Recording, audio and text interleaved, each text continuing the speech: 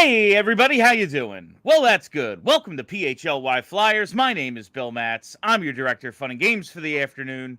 Joining me virtually from the PHLY studios, it is the one and only Charlie O'Connor. How's Philadelphia's #1 beat reporter doing today, Chuck? Doing okay, William. Doing okay.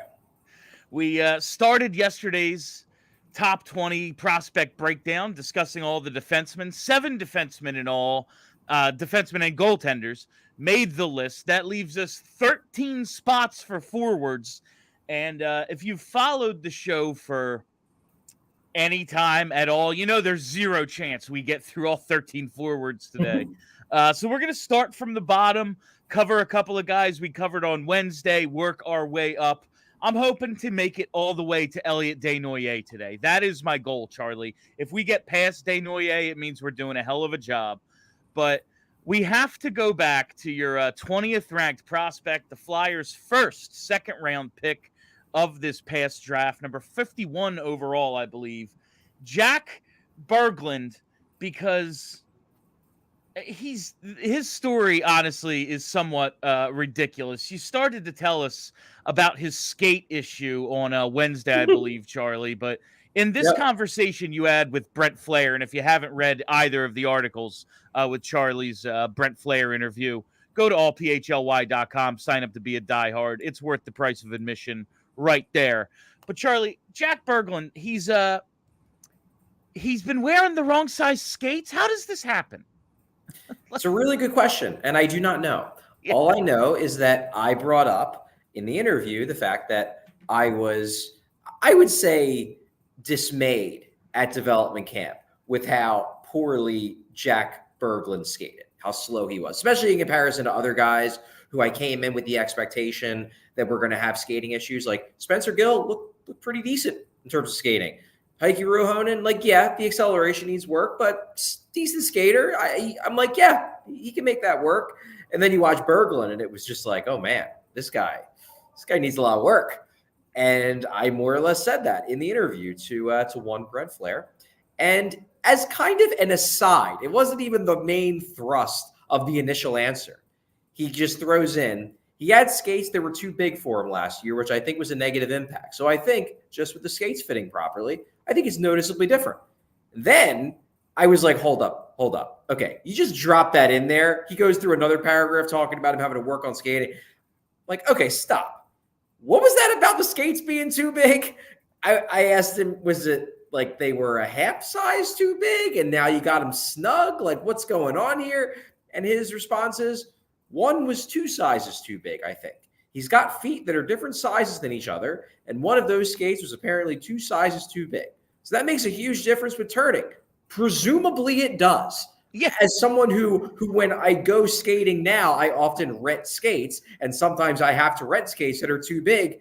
It sure does play a big part of turning. Like, I can't even... To be a second round, and we'll see. Like, I'm not saying this guy is like, okay, well, now his skates fit and he's going to be Nate McKinnon. Yeah. But, like, to be good enough to be the 51st overall pick in the NHL draft, and, like, there's no way you can skate effectively. And, like, we'll see how it comes along. And he said it felt like night and day. But to be that good, like, that is encouraging to me. Like, this dude, 2 sizes too big on one of his, he's just flopping around in there, like, has no grip. I don't even know how you could, he must be awesome. And, like, obviously, there's levels of awesome. Like Connor McDavid is here, but he must be so good just to be able to get by with skates that don't fit. I'm actually excited to see what this kid can be based on this story. Like, your question where you're like, so it's like what, a half size, skate sizes can be weird. Yeah. Some people like them a little more snug. Some people wear socks. Some people, it could be all different things. He's like, no, 2 sizes, like 2 sizes is like 5 shoe sizes. That's absolutely insane. Yeah, I'm going to start calling him like the reverse Grinch. You know how like the Grinch's heart was 2 sizes too small. His skates were 2 sizes too big. It's honestly, Charlie, this is these are the little tidbits. If you're not a diehard, and I know like it's constant, I'm telling you, sign up and be a diehard. These are the little tidbits our paying customers get before anyone else. Jack Berglund, the second pick the Flyers made at this past draft.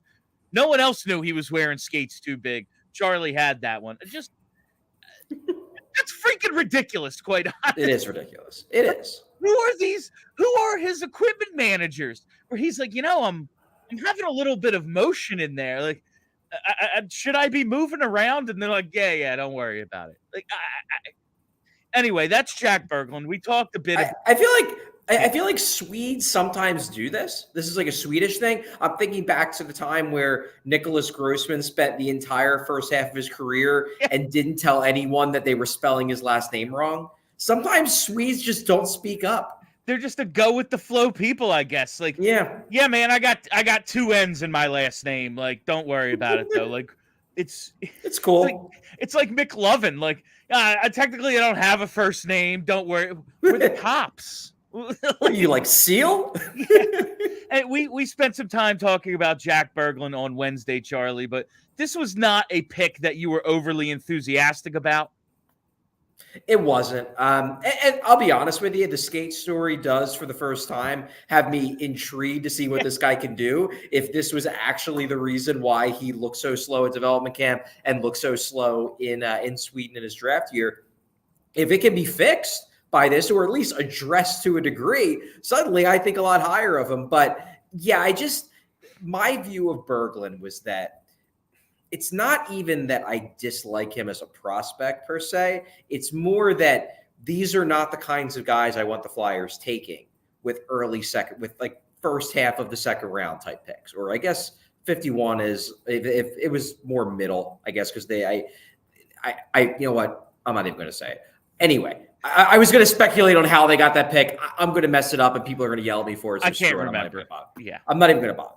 But in any case, like the Spencer Gill pick, I liked more because the Spencer Gill pick to me is an upside swing on a guy where, chances are he's probably not going to make it because you know what? Guys that slip to the late second round, they usually slip for reasons. It means a lot of teams pass them over. But if he hits, he could be a guy you're legitimately excited about. Whereas Jack Berglund, to me, in the second round, and Brent Flahr straight up said this after the draft. He basically said, if all goes well, we think he'd be a good third line center. I don't want to be taking a guy whose ceiling is good third line center in the second round. If that's your pick in the third or fourth round, I'm better about it. Second round, you can still get real good players. You can get guys with legitimate top of the lineup upside. Now, they have more risk than the guys you take in the first round. That's why they slip to the second round. But you can get guys with legitimate high-end upside.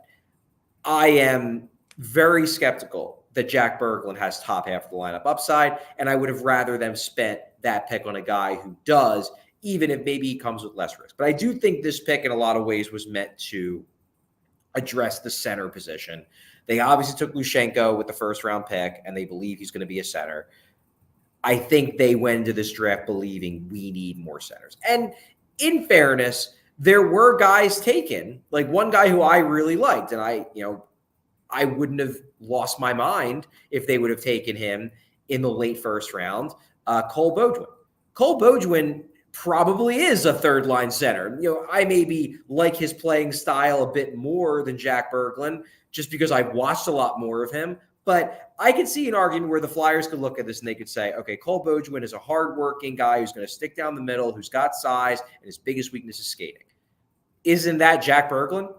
And and nobody batted an eye when Beaudoin was taken in the back half of the first round. And maybe that's their thought process. It's just that centers are that valuable. And if Berglund can develop into being a quality third line center, that's worth the pick. It's just not the kind of pick that I personally like. Maybe they get proven right. And we've said this time and time again, we're looking for the Flyers to take swings. And this just felt like a, he's going to play in the NHL. Like, okay, cool.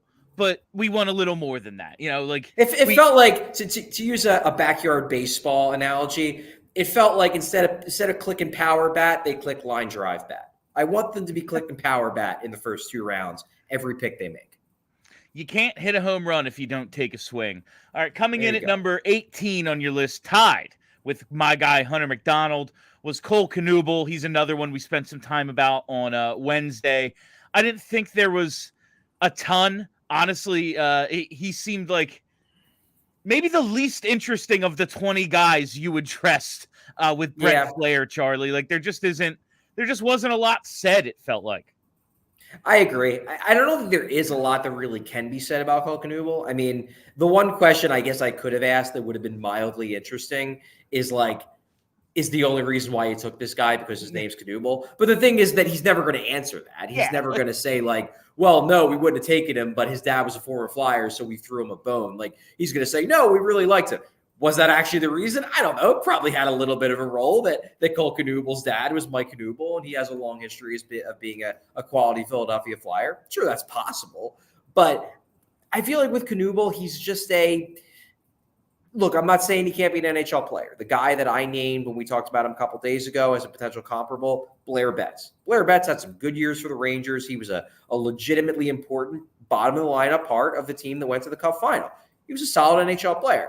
But like very few people are going out and buying Blair Betts jerseys. No, it is not an exciting, like Berglund being, okay, yeah, maybe he's like, if he hits, he's a 3C. Cole, it's like, yeah, you need these guys. You absolutely need role players. And if you can develop them yourself and save yourself $1 million, like, I'd rather pay him $1 million in his prime than go out and have to sign Garnett Hathaway for 2.5, but it's not exciting anyone. Like, oh, okay, cool. We have, I'm happy to have that $1.5 million on the cap. But when we're talking about prospects, it's like, come on, man, sell me some hope. Yeah, he's a dude who might be something. We'll see. Owen McLaughlin kind of maybe fits that category as well. Second year at North Dakota, 13 goals, 39 points in 39 games. So maybe a little offensive upside. There was a quote I liked on McLaughlin just talking about what kind of, like what his trajectory is. And Flahr said, there's no rush for him.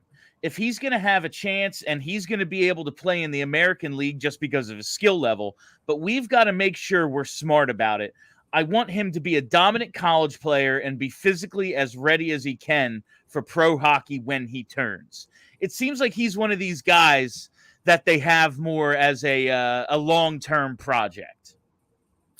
I would say that's probably true. That said, I wouldn't quite go so far as to say they're running out of time, but he's going into his junior year. So if you're going to sign him, you probably want to sign him at the end of this season, because if you don't sign him at the end of the season, then it's not just you that is going to be trying to convince him to sign at the end of his senior year. Then suddenly you're competing with the rest of the NHL because there's nothing you can provide. There's nothing you can offer him aside from we draft you and we know you, as opposed to him going to free agency and then having a chance to sign with everybody. So I do agree that they probably look at him more as a long-term developmental piece, but it may kind of be crap or get off the pot time for the Flyers at the end of the season in terms of whether they want Owen McLaughlin in their organization officially on an entry-level contract.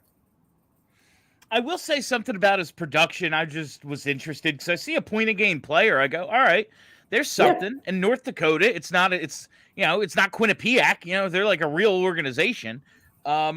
First six, he had the 39 points in 39 games. First 6 games of last season, he recorded 0 points in 5 of them, and then had 1 3-point game in his lone productive game. And then from there, scored in just about every game for the rest of the year. So, like, he was a pretty damn consistent player for them after the first couple of weeks of the season. Maybe there's a little bit more there with McLaughlin in terms of offensive production. I've always liked Owen McLaughlin as a prospect because I watch him and I see a guy who plays like a center. It's very easy for me to watch his style of play and be like, yeah, that translates to the middle. He's maybe a little bit less exciting now that the Flyers actually have a lot of center. Not a lot. They have more center prospects. There was a period where you could have made the case Owen McLaughlin was the best center prospect in the organization. And that was freaking scary. But you could make a case because they just had nobody. Now they've got Luchenko. They've got a guy you can point to. They apparently, and I don't know if we'll get to him today, they're apparently going to try to develop Massimo Rizzo as a center. I mean, they'll see if he sticks, but suddenly it's like, okay, well, is Owen McLaughlin as exciting if you've got Lushenko? Then now they added Berglund, they have Ruohonen, maybe Rizzo's a center. Suddenly he might just be another guy. But I like the skill set, and I think I know they're pumping up Berglund as a potential 3C. I feel like McLaughlin is more my kind of 3C, where he's more skilled. He plays more of like a cerebral game. It's not all based on him being big, which I think is a lot of the Berglund thing is like, well, he's big and he does the little things. Like McLaughlin brings some skill, some scoring punch to the table, and he's just the kind of guy I'm going to naturally get a little bit more excited about because of that. All right, we're going to keep talking about all of these forward prospects in just a minute, but first, I got to get you ready. I got to get you ready for the first NFL Thursday, the first thirsty NFL Thursday of 2024, and I got to do it with our friends at Coors Light. Listen, between work, social media, the choices life throws our way, the world, it's no wonder we're just more worked up than ever. And Coors Light celebrates rising above and choosing a chill mindset. I know tomorrow, Friday, we are all going to be tuned in and fired up for that Eagles game. But maybe, just maybe, if it doesn't quite go our way down in Brazil in week 1, we could choose to chill. And when we do that, we should celebrate that choice with an ice cold Coors Light. Listen, this team, whether all of our teams, they drive us absolutely insane. And that's why we all sometimes just need to chill. There's no better way to chill than with that ice cold Coors Light. So whether you're freaking out about, I don't know, is QB1 the guy? Can this defense stop literally anybody? What's going to happen with the new running back? Whatever it is, you need to find the Blue Mountains in your fridge and enjoy a beer as cold as the Rockies, because when everything surrounding your favorite team is on fire, sometimes you just got to chill. Make the most out of the times you choose to chill. Choose Coors Light. Get Coors Light delivered straight to your door with Instacart by going to CoorsLight.com/PHLY hockey. Celebrate responsibly. Coors Brewing Company, Golden, Colorado. There's nothing like it, really any game, any sport, whatever it is, sit down and chill with an ice cold Coors Light. We're going to have plenty going through this NHL season as well. But right now, I got to tell you, while we're here, why not tell you about our friends at Empire Today? Because with Empire Today, you get shop at home convenience, the right product for your needs, quick and professional installation, and a price match guarantee. Empire Today is the best place to get new flooring. So, of course, they've got copycats. But those copycats can't beat Empire Today on quality, service, speed. So they advertise low-quality products that we simply just won't carry. Empire Today won't promise the lowest prices, because anyone who does that, they're just putting flooring in your home that they wouldn't put in their own. The Empire philosophy is to help you find what you need, not overwhelm you with thousands of choices and substitutes. What they leave out of their selection is as important as what they put in. Empire's product team exhaustively combs through thousands of product samples each year to find the perfect styles. And the virtual floor designer is a great way to see how new floors will look in any space. It's easy. Just snap a picture and instantly see how new floors will look in your room. Schedule a free in-home estimate today. All listeners can receive a $350 off discount when they use promo code PHLY. Restrictions apply. See EmpireToday.com/PHLY for details. Back to the list, Charlie. And yeah, we've been through Berglund, Knuble, and McLaughlin, and it was funny. You're like, there was a time we could make the case Owen McLaughlin was the number one center prospect for this team. I was just thinking, yeah, we were saying that in June. Like, it was not that long. It was like 3 months ago we were making that case. And we weren't that excited about it, but he is someone I think maybe to keep an eye on as a potential NHLer. Yeah. Now we get to some of the more, interesting guys with different, more possible outcomes, I would say. Like, oh, maybe there's something, and maybe they're just nothing at all. And we go to number 16 on the top 20 list. It's Devin Kaplan. And the most interesting thing I took out of your interview with Brent Flahr about Devin Kaplan was that he's working with John LeClair to help him develop his power game. That's pretty exciting. We all love John LeClair, and in terms of Flyers power forwards, it doesn't get much better than him. Yeah, I think this is where, because look, we've been, and I think understandably, we've been critical of the Flyers for their whole just hire former Flyers thing. And I do think there is something to our criticism in that, you're shrinking the pool of potential hires if you're only hiring from the he has a connection to the Flyers in some way thing.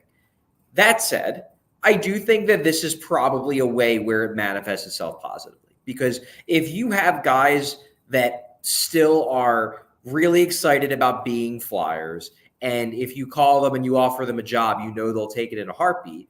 Like, this is where it can help. You have, for example, you have two guys, and we'll talk about another guy in a few minutes. You have Alex Ciernik is apparently working very closely with Sammy Kaplan. You have Devin Kaplan working apparently very closely with John LeClair. These are two players who were legitimately good NHLers. Probably not, LeClair was a star. I don't know if he's ever going to make the NHL Hall of Fame. I know he's made the U.S. Hockey Hall of Fame. He was very good. Sammy Kapanen was an all-star, and he had a darn good NHL career. These seem like guys who, if you have the resources to pay them to go and be like the big brother or uncle to your prospects, sure. At the very least, I don't think it's going to hurt, because it's not like they're sending, a fighter to go work with Massimo Rizzo. Like, what's that going to do? No, they're sending John LeClair, who turned himself into one of the best net front players of a generation. And you're sending him to help teach a guy in Devin Kaplan, who, if he becomes a good NHLer, it's probably going to be by dominating the net front and taking full advantage of his size. Also, and this is a point that the Flyers, I think Keith Jones made it last summer when they made these hires. One thing that's interesting about John LeClair, as opposed to, if you hire Wayne Gretzky or if you hire Mario Lemieux or any superstar, John LeClair did not hit the NHL fully formed. He was a fourth liner with the Canadiens. He was not a star right away. He was a late bloomer. And yeah, the Matvei Michkovs might not get a bunch extra out of talking to a John LeClair who doesn't play his style and also had to earn his way up the ladder and be a fourth liner, then a third liner, then get traded, then find a different role on a new team.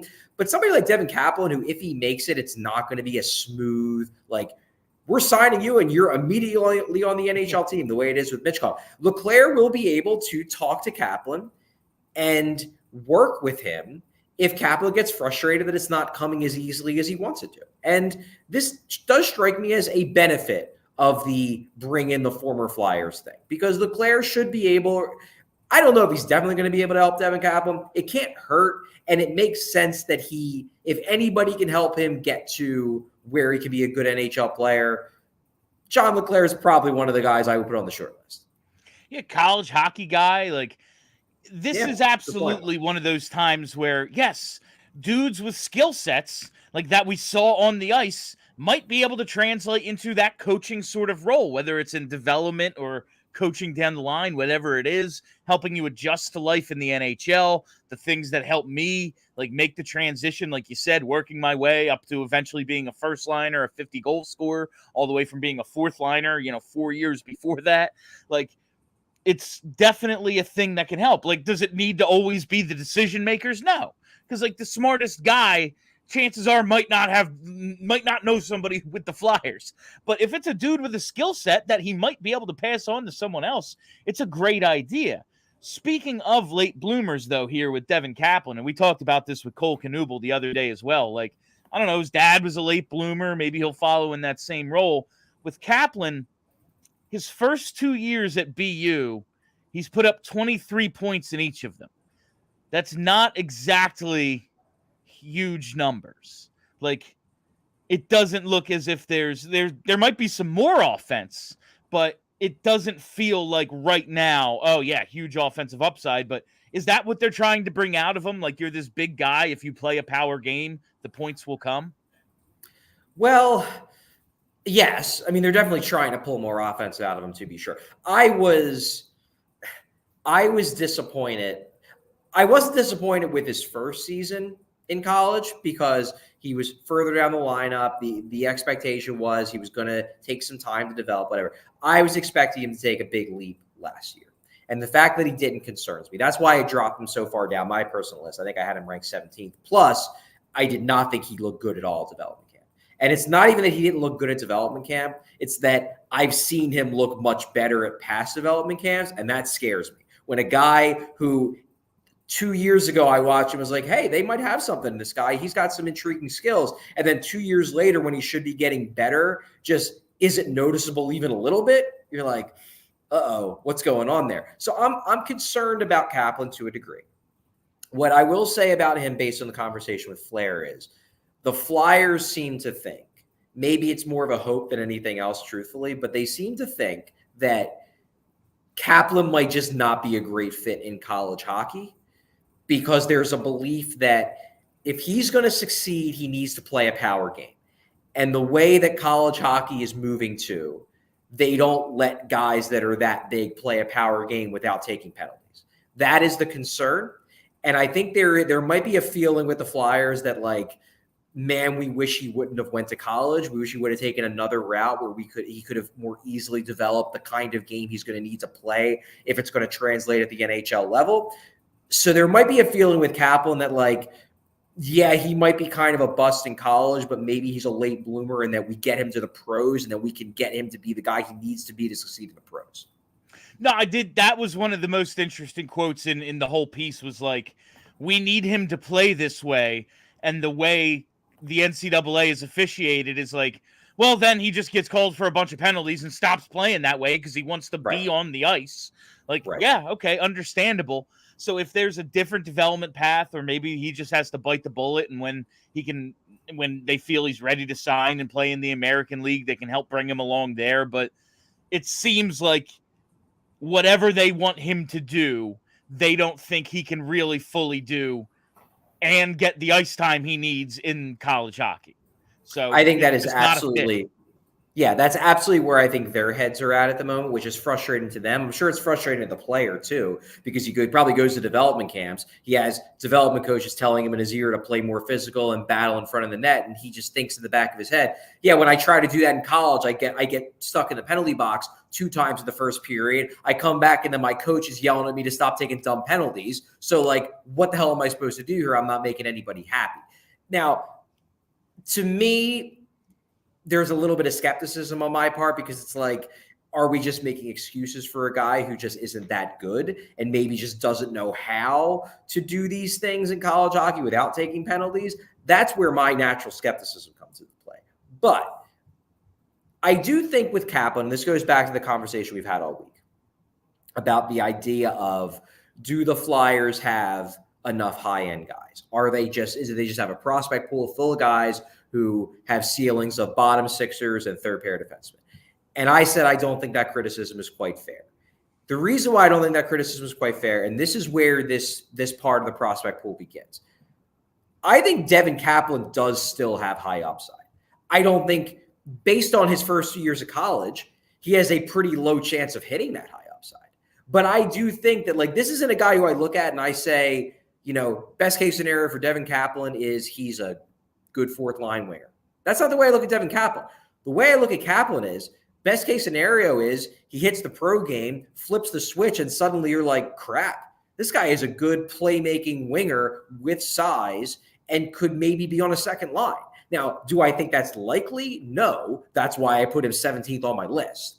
But I think it's underselling Kaplan and everybody in this, like, 16 to 10 range, basically. It's underselling all of them to say their best case scenario outcome is being a bottom sixer. Like, we'll get to Massimo Rizzo. Like, Massimo Rizzo is not going to be a bottom sixer, period. If he makes it, he's a top sixer. And if he's not a top sixer, he ain't making it. So it's reductive to say that, like, they just have a bunch of future bottom sixers. Now, is there a scenario where Devin Kaplan improves enough to be a decent bottom sixer and that is his ultimate path to the lineup? Maybe, because he's big and coaches can probably talk themselves into having a big third line wing who scores 28 points a year but is big, because it's NHL coaches. That's what they do.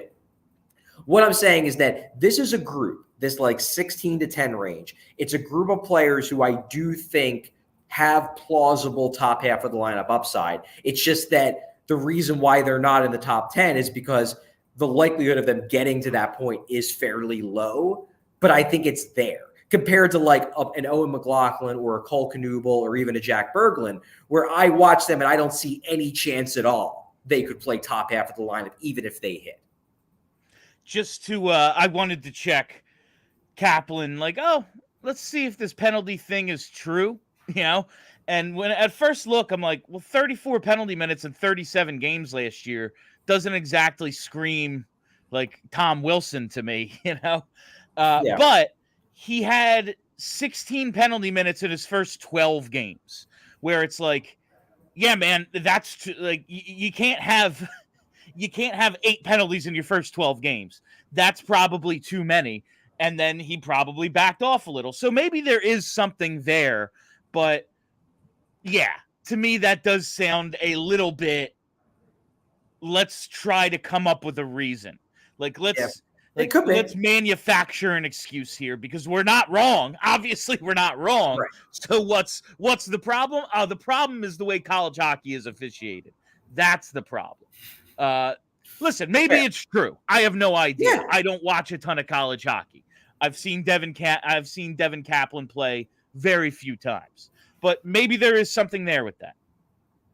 Yeah, and again, the reason why I have him the lowest in this tier is because I'm not sold that it's ever going to click for him. Yeah. But I do think that plausibly it could work. There's just something, maybe it's his name and I'm never going to be able to pronounce it, and I like that. Number 15 on the top 20 list, Heikki Ruohonen. Is that it? Ruohonen. I will get this one day. This is just, man, 6'2", 205, turned 18 in June. He's already committed to Harvard for like 26, 27. He's playing in the USHL, even though he's Finnish. There's just something I like about this dude. He seems intriguing to me. I will say that basically from the jump, and this is like on draft day, I was higher on him than I was on Jack Berglund. And they took Ruohonen in round 4. They took Jack Berglund in round 2. I like the skill set more. I like the plausible upside more. And then I watched the two of them at development camp, and Ruohonen popped a heck of a lot more than Berglund did. So that just solidified that I was going to rank Ruohonen over Berglund in this ranking at the end of the summer. I already was considering it. Then you watch him up close, and maybe there was a little confirmation bias there, but there's also just an element of, one guy I watch and I can see a path. The other guy I watch and like, it looks like a fourth line center at best kind of thing. No, Ruohonen's interesting. He's the only guy in this mid-range, though, where like I don't know if he's more than a bottom sixer. You know, maybe he has the same ceiling as Berglund. He's the same type. I have talked to some people who think that he could potentially, he might not necessarily be a center. But if he's a wing, maybe he could be a second line wing if all goes right. So there is some thought that he might have more of an offensive ceiling than I guess other teams thought he did by letting him slip to round 4.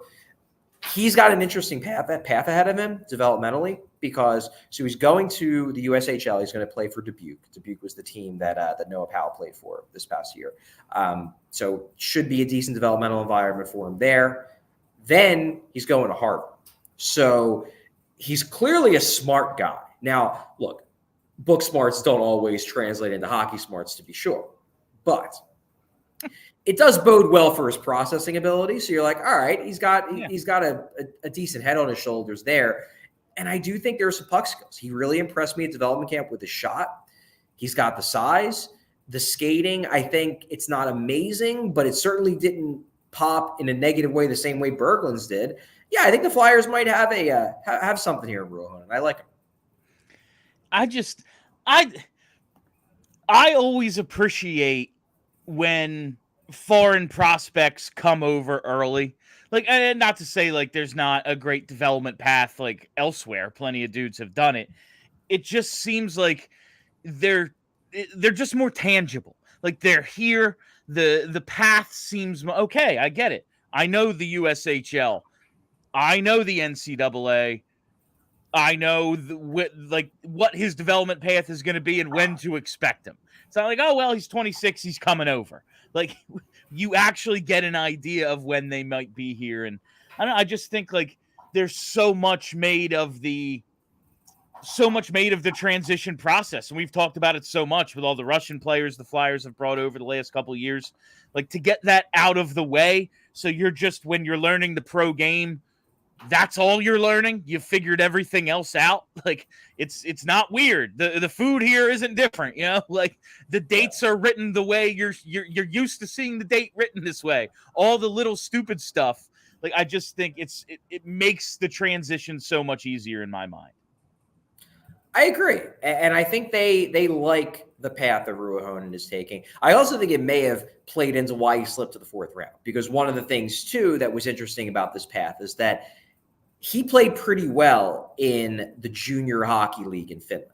If he wanted to retain his ability to be college eligible, he could not play in the pro Finnish league. Like, not even like Nestis, the lower tier, he couldn't play there. Because if he did, he would have had to sign a pro contract, and then suddenly he's not an amateur anymore, and then he can't play for Harvard. So I do wonder if maybe he doesn't make it to all the way to the fourth round if he doesn't have this college commitment hanging over his head. And maybe that's a way the Flyers can kind of nab an undervalued asset. Now, I think they know with Ruohonen that because of the path he's chosen, it's going to take him more time than a lot of other guys. Like, his plausible pro NHL timeline is a bit longer, which, again, also part of the reason probably why he slipped to round 4. Other teams realize that.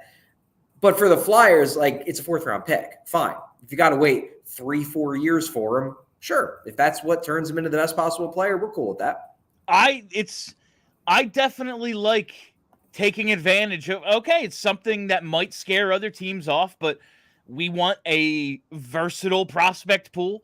And listen, this isn't a 1 or 2 year fix. We're going to need to be bringing in guys on ELCs 3, 4, 5 years down the line.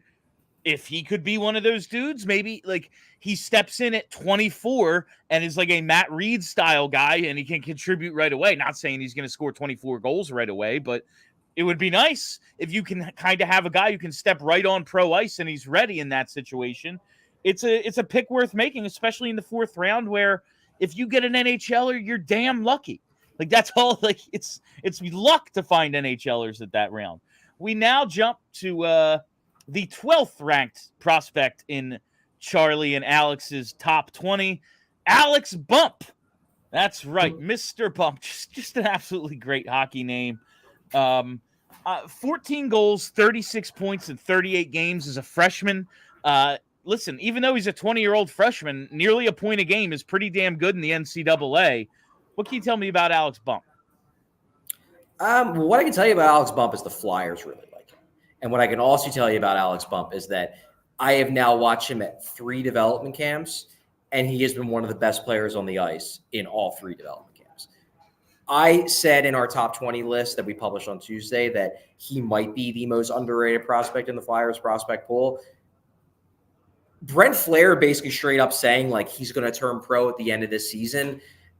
Like, for example, compare that to Owen McLaughlin. When I asked about Owen McLaughlin, when's he going to be ready? It's like, well, it might take us some time, whatever. And he left the door open for the possibility that, hey, the Flyers may not offer him a contract at all. Like, he may not be a guy who ultimately joins this organization. There is zero doubt that Alex Bump is getting a contract. And it seems like he's getting a contract as soon as his year gets finished. And then, like, depending on where the Flyers are at, he might get an NHL games at the end of this season. Like, if the Flyers aren't in a playoff race in late March, early April, maybe we see Alex Bump at the end of the season. He's intriguing because there's real skill here. Like, this is a guy where if he makes it, he's going to be a middle sixer. And, like, that is not me. I don't want some people might hear that, oh, just a middle sixer. Like, if you get a middle sixer out of the 5th round, like, that's Oscar Lindblom. Okay. Yeah. If you get a middle sixer who's scoring you between 40 and 50 points a year in a scoring role because he has that kind of talent, that's a really, really good pick. And the more I watch Bump, the more I wonder if he can be one of those surprise players, one of those guys that you don't think much of, like a Noah Cates type. And then suddenly it's like, nah, he's a player. He looks like a player. He looks way more skilled than you would ever expect a fifth round pick to look. And that was the quote I pulled out from Flahr. I thought was really telling about what they think this kid can be and when. He's rounding out his game. And I do think this is a guy that has a chance to not only be an NHL player, but I think by the end of this year, he should be ready to turn pro. We'll see where it goes. That absolutely read to me like, oh yeah, there's a real good chance he plays this year. Like in one of those maybe burn a year situation, whatever it is. That sounded to me like a guy we're going to see either with the Flyers or the Phantoms in late season 2025, end of this season. Like, and that's as much as the long-term projects and everything, like, okay, that's all great. And we do need guys down the road. I'm ready for something new, man. You know, I'm ready for a shiny new toy. I keep trying to find one. Maybe he's going to be it in March or April. It could very well be a possibility. Could be. And one thing that is interesting too about Alex Bump is that, you know, the Flyers don't have a ton. I know we always talk about how they're stacked on the wing. They have a ton of wing depth, and they do. They have a ton of wing depth in the NHL level. But one thing about Bump that's interesting is he is a left-shooting, natural left winger that they don't have a lot of those. It's basically Joel Farabee, and that's it. Yeah.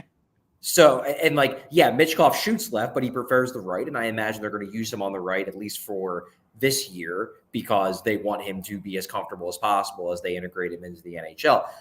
There could be space for Bump. There really could. And I don't know.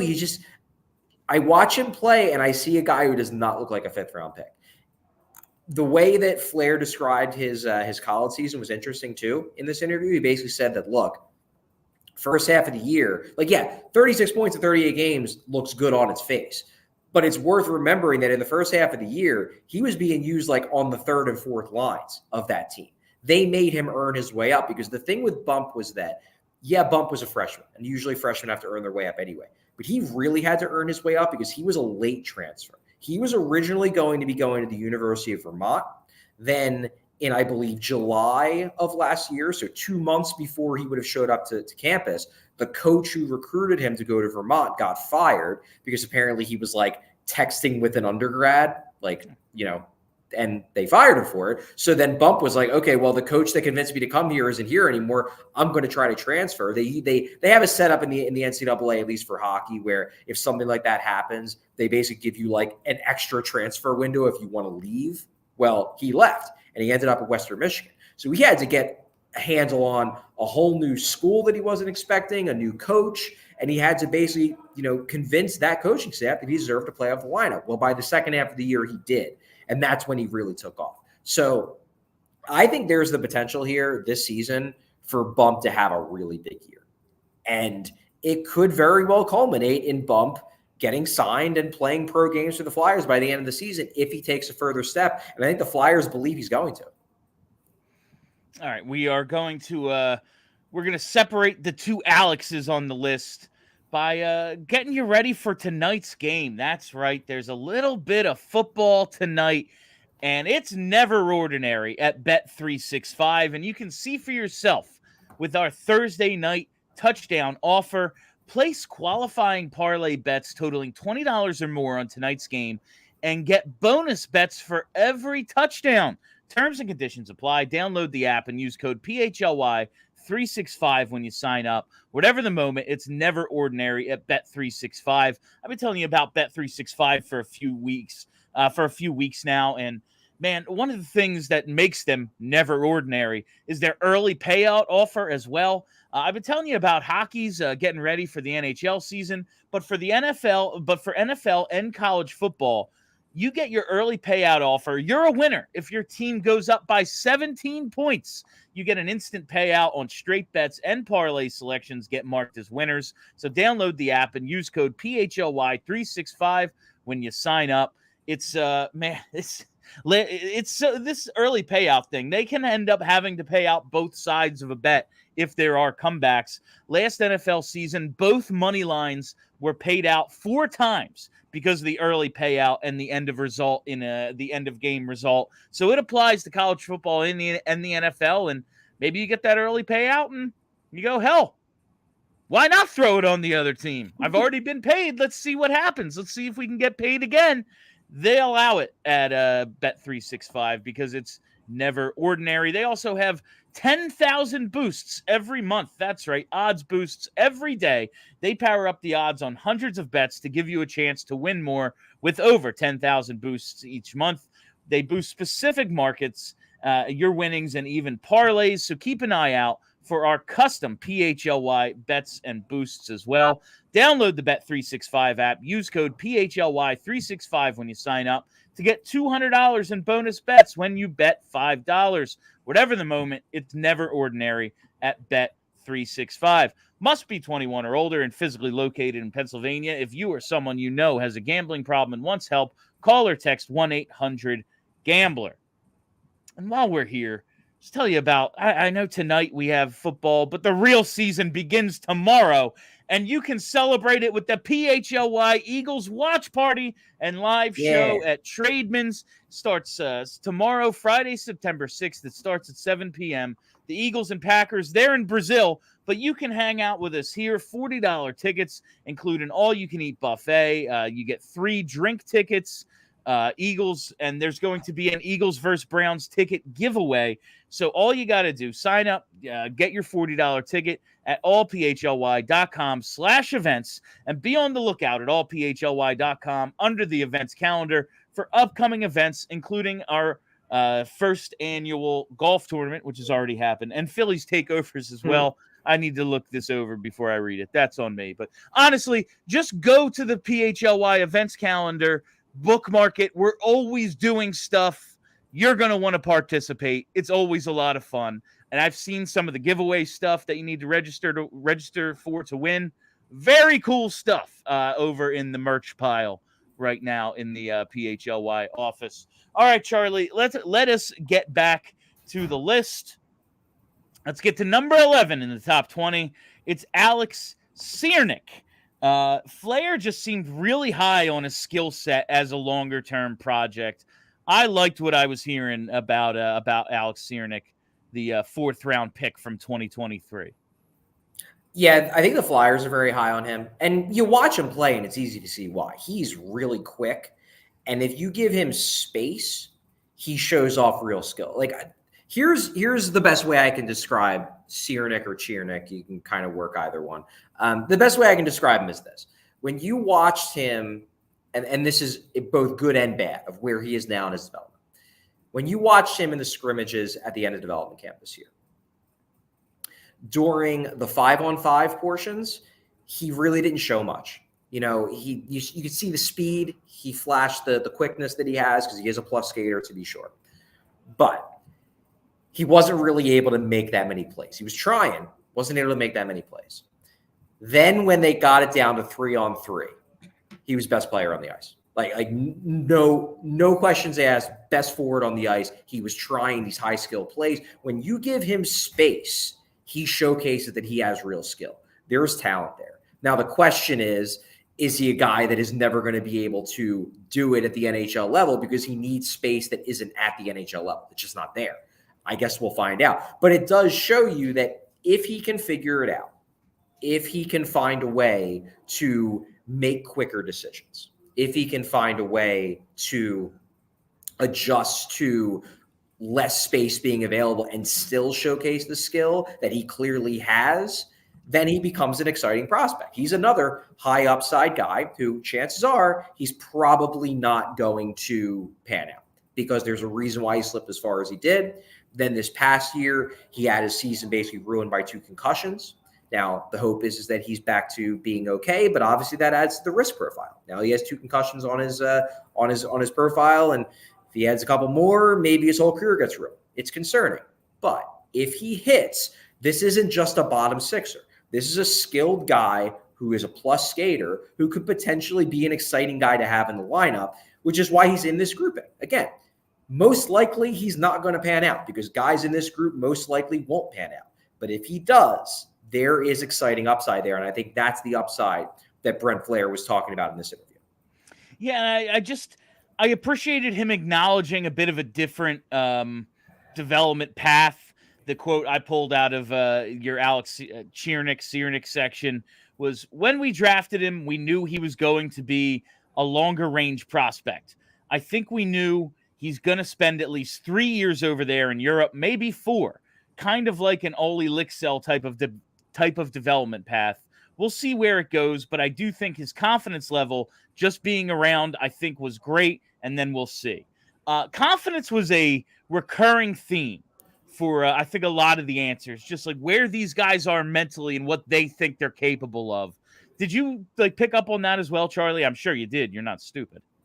Yeah, I think the two things that Flahr talks about a lot in these interviews, he talks a lot about confidence and he talks a lot about guys needing to get stronger. Those are the two common themes that pop up all the time when you talk to Brent Flahr about prospects. And that's just the way he views them, really. It's just that, the young guys need to feel good about their game, but they also need to be strong enough where when they hit the pro level and especially the NHL, suddenly they need to be able to hold up, or else all that confidence in the world is not going to matter if the first hit they take, they're getting wheeled out on a stretcher because they just can't handle it. So those are the two things that you hear popping up a lot. I think with Ciernik, though, the big thing is he needs to show that he's over these concussions, because you have 2 concussions in 1 year. We saw the guy I think of most obviously, Pascal Laberge. Yeah, I don't know what Pascal Laberge. Yep. I don't know what he would have become if he didn't have those concussions. Maybe he was never going to make it regardless. But I don't think he ever got a real shot to show what he was going to be if he didn't have that severe concussion in his draft plus 1 year. So fingers crossed that Ciernik can overcome it and can put them in his, in the review mirror and continue his development. But this year's a big year for him to show that he's still the same guy he was before the concussions, that he's not gun shy at all. He's not scared of going into the corners, and that his game just hasn't gotten worse because he did miss basically a year of development. Charlie, I really feel like we're going to hit our goal today of getting to Desnoyers. But first, we got to get to number 10 on the list, our guy, everyone's favorite prospect. It's Massimo Rizzo. We've talked quite a bit about him. Wins the national championship with Denver last season. Came over in the trade with Carolina, basically the Tony DeAngelo trade, even though he was bought out. He was going to be the return in the trade. They get him anyway. Put up some good numbers in college. Now he's here. He's a pro. I just want to know about Rizzo. Do you think he has a chance to be a Matt Reed type rookie where he can step in and contribute in some way right away? Well, no. But I do think the Matt Reed situation was unique. The Matt Reed situation was unique because he was coming to a team that was capped out and had they had no other choice but to throw Matt Reed in the NHL and hope to God he was an NHL caliber player. Turned out he was. Good job, Paul Holmgren, for unearthing Matt Reed. Good work. But the Flyers don't have to throw Massimo Rizzo into the NHL. Look, Massimo Rizzo, in a lot of ways, is kind of like Bobby Brink light. They both went to the same school, first off. They both went to Denver. But he's a highly skilled playmaking forward who isn't that big and isn't that fast. Now, he's not a terrible skater. He's not slow, but he's not that fast. Guys with his profile usually don't make it, but some do. Some do, and if they do, they make it and they end up being scorers, because it's one of those things where you watch Massimo Rizzo play and you're like, there's no way he's going to be a fourth liner. He can't play a fourth line game. He's not big enough. He's not tenacious enough. He's always looking to make a pass. He's always looking to make a play. No NHL coach is going to have that kind of guy on their fourth line, or very, very few. If he makes it, it's going to be at least in the top 9 and probably in the top 6. He has the kind of skill where you can't rule out the possibility. The upside is there. I'm skeptical of Rizzo, but I do acknowledge that the upside is there, where if he hits, he could be like a second line center, and that's real cool. He could be like Morgan Frostish. Do I think it's likely? Do I think it's likely? No, I don't. But it's possible. He scored a lot in college, a lot. He has legitimate playmaking ability. He has good vision. He has skill. He's a lottery ticket. He's a high upside lottery ticket, and we're going to see, I think, pretty quickly whether that lottery ticket is going to cash in. What do you think of him sticking at center? I like the idea that they're going to try it. Do you think he's got a chance? I guess, why not give it a go? It's not like he's not big, but he's not tiny. He's about like Claude Giroux size, okay? And, Claude Giroux played center for quite a long time at the NHL level despite that. Now, do I think Massimo Rizzo is Claude Giroux talented? No, I don't. If he was, he'd be in the top 2 or 3 of this list, and there's a reason why he's not. But he's got skill. And sometimes these guys who you're skeptical it's going to translate, but you can't rule out the possibility. Sometimes they do. Sometimes you get a Jonathan Marchessault, and it's like, oh, wow, nobody thought he was that good, and turns out he's a top 6 forward for a Stanley Cup winner. What do you know? So we'll see with Rizzo. The one thing that does give me, and again, this is a personal bias more than anything, and it'll make more sense when I explain why. One of the things that gives me pause about Rizzo and pause about getting too excited about him is that I really have a lot of respect for Carolina's talent evaluation, and they decided this is a guy they didn't want. I mean, they traded the Flyers' Massimo Rizzo functionally for Tony DeAngelo. I think a big reason why they traded him is because they weren't planning to sign Massimo Rizzo. So Carolina was ready last year to toss this guy back into the ocean, essentially. And that just gives me pause because it's like, I don't know. And I'm not saying this in a derogatory way towards the Flyers. But I think the track records of both organizations would have you say that if there's a disagreement on a player and the two sides that disagree are the Flyers and the Canes, I'm probably going to think the Canes have a better chance of being right. While, yes. But I'm going to... Well, yes. Well, yeah, you're right. But I think you would probably say the same thing about the Phillies and the Tampa Bay Rays. And we saw a guy pitch for the Phils just yesterday. Sometimes they're not right 100% of the time. You know, Chris Sanchez, pretty damn good pitcher. Yeah, that's all. Yeah. Sometimes you're wrong. Sometimes the smart ones are wrong. Not Bill, saying they are. It would be so cool if Massimo Rizzo is the Flyers' Chris Sanchez. That would be awesome. And before we wrap up today, I do want to thank one more time our PHLY diehards. Very much appreciate your contributions to the proceedings. We couldn't do what we do here without you. If you're not a diehard, you want to read all these articles that we're referencing right now, because some really good stuff, go to allphly.com to sign up. All right, Charlie, last guy we want to tackle today. It's Elliot Desnoyers. A year ago, we were pretty high on him, looking forward to maybe him making the team out of camp, at least being a call-up at some point. We'd liked what we'd seen out of Desnoyers in some limited sample sizes. He has the 23 goal year with the Phantoms. And then last year, the wheels just fell off. Do you attribute to that? Maybe, I know in the article, Flahr said maybe it was just one of those sophomore jinx sort of situations. Maybe he was disappointed. He didn't make the team out of camp, and that kind of hurt him. What the hell happened in year 2 for Desnoyers? I think the Flyers are at a loss to understand what the heck happened with Elliot Desnoyers. I certainly don't. I didn't watch a ton of his games, to be fair. But I don't know what happened to him because I really liked him when I watched him the previous year. Talked to people in the organization. They were super high on him. They think he's a great kid. He was in Voorhees basically the entire summer last year. He worked his tail off. They came into camp and they were like, this guy might make it a real tough decision of whether we're going to keep him or not. And instead, from rookie camp on, he just flopped. And then it wasn't even like, he just had a bad rookie camp. He'll get it back going in the AHL. Nah, he flopped in the AHL too. And it's so inexplicable that a guy who a year before was that impressive on a nightly basis, to the point where he was functionally the 1C of the Phantoms by the end of that season. And now you're just thinking, where did it all go? I don't know where it went, and I don't think the Flyers know where it went. I think they're just hoping against hope that last year was just the perfect storm of awful, and that wiping the slate clean and giving him a new season, that maybe he just pops up and is the same guy he was in 2022, 2023. And maybe he will be. I guess we'll see. Yeah, it's very much just seems like a wait and see with Desnoyers. I haven't heard, oh yeah, man, actually he had a broken wrist for 6 months and his wife left him. There's been no oh, this is what it was. And now that's solved, it's just, I guess we'll see what happens this year. And if he's good, it was just a bad year. And if he's bad, he's not very good. That's just what it's going to come down to with Desnoyers, I guess. But I just saw Kelly Hinkle say she remains a Desnoyers believer. And you know what?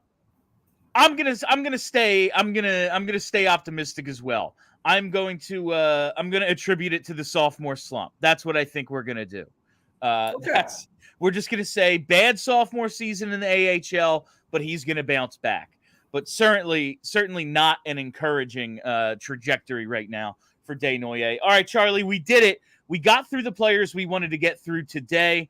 We have 4 tomorrow to tackle to finish off the forwards in the top 20 list. And it's the big guys, Tuomala, Barkey, Luchenko, and Michkov. So you're going to want to tune in tomorrow. But before we get out of here, now we have a bunch of super chats. So there were none when I asked, and then suddenly there were more. So thank you all for the super chats.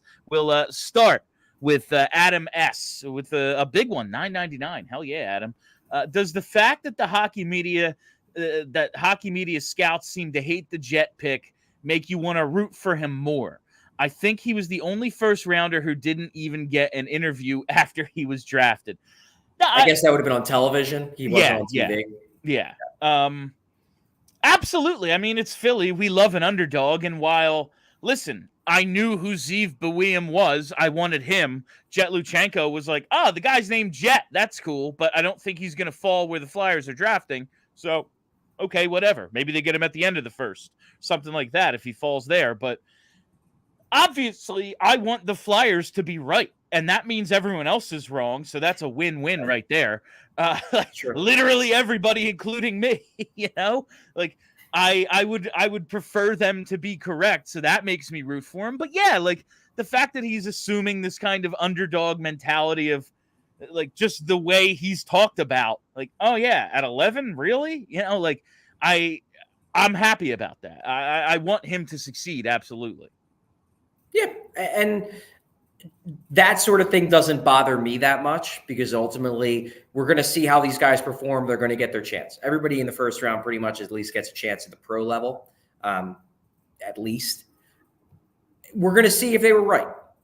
Whether they're right or not, it's going to be proven on the ice. And it doesn't really matter to me that Elite Prospects thinks that Buiam is the 12th ranked prospect in the league and Luchenko is the 80th. But if fans want to care about that, sure, have fun. It's, it's that bulletin board material, Charlie. We all need it to get us up in the morning, even if it's about some 17-year-old we've never met. He's 18 now. He turned 18 like a week and a half ago. All right, let's get to the next super chat here. Another one from Adam S. Ilya Pautov. The people want to know about him. P.S. Charlie, I trust the Flyers more than the Canes. Overrated team with shoestring budget. But that's the thing.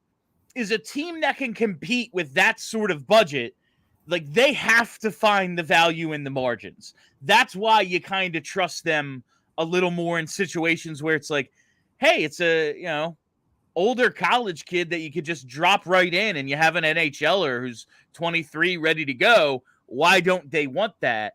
But I'm holding out hope that this is one they just get wrong.